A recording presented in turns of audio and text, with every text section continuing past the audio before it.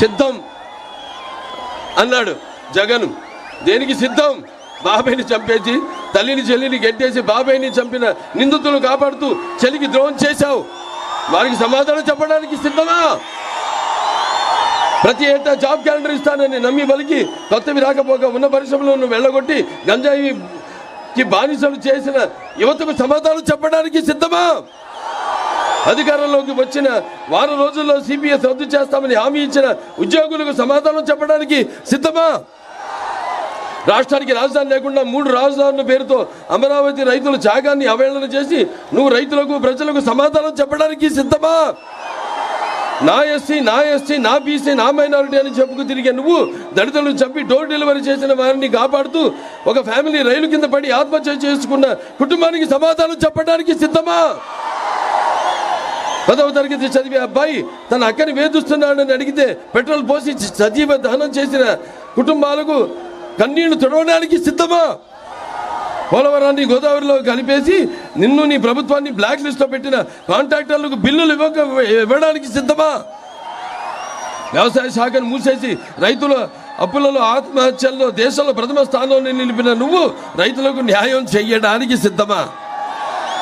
RTC current ఛార్జీలు పెంచి ఇంటి పన్ను నీటి పన్ను ఆస్తి పన్ను ఆఖరికి చెత్త పన్ను పెంచేశావు. ఈ పన్నులు తగ్గించడానికి నువ్వు సిద్ధమా? మాయలు మోసాలకు మళ్ళీ సిద్ధమా? అరాచకాలకు అక్రమాలకు మళ్ళీ సిద్ధమా? రాబోయే 100 ఏళ్ల నాటి ప్రజలకు దొరకకుండా ఇసుక పాత్రలు తవ్వడానికి మళ్ళీ సిద్ధమా? లేకపోతే ఈ చీప్ లిక్కర్తో జే బ్రాండ్ మద్యాన్ని వరదలుగా భావిస్తూ మరో 1,00,000 కోట్ల దోపిడీకి మళ్ళీ సిద్ధమా? ఈ ప్రభుత్వం తయారు చేయించిన కల్చి మద్యాన్ని తాగించి వేల లక్షల మంది ఆడపడుచులు తారి బొట్లను తెంచడానికి మళ్ళీ సిద్ధమా? సిద్ధం పేరుతో ప్రభుత్వం ధనం 1,600 కోట్లతో హోర్డింగ్ ఏర్పాట. ఈ నిధులను పెడితే అన్నమయ్య డ్యామ్ గేట్లు వచ్చేసేవి. హంద్రినీవా కాలువ అధునీకరణ పూర్తయ్యేది. మీకు అభివృద్ధి కావాలా? అరాచకం కావాలా? మీకు సంక్షేమం కావాలా? విధ్వంసం కావాలా? మీకు సమర్థ పాలన కావాలా? రాక్షస పాలన కావాలా? మీకు స్వర్ణ యుగం కావాలా? చీకటి రాజ్యం కావాలా?